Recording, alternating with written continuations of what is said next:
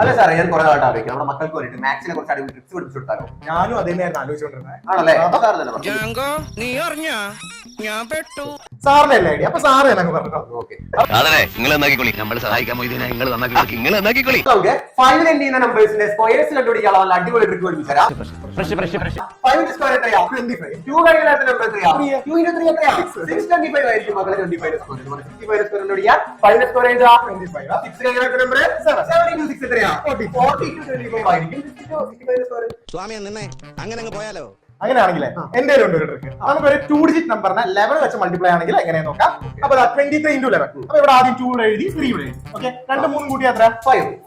അത് ഇവിടെ നമുക്ക് എഴുതി. ഇനി അടുത്ത 75 × 11. അപ്പൊ ഇവിടെ 7 ഇവിടെ എഴുതി, 5 ഇവിടെ എഴുതി. 7 5 കൂട്ടിയാൽ 12. 12 2 ഇവിടെ എഴുതി, 1 ക്യാരി ചെയ്തു. 7 + 1 8 25. സൂപ്പർ. ഇതൊക്കെ എന്ത്? അപ്പൊ മക്കളെ, ഇത് ഇവിടെ കൊണ്ട് തീരുന്നില്ല. ഇതുപോലത്തെ അടിപൊളി ട്രിക്കുകളായിട്ട് നമുക്ക് വീണ്ടും കാണാം.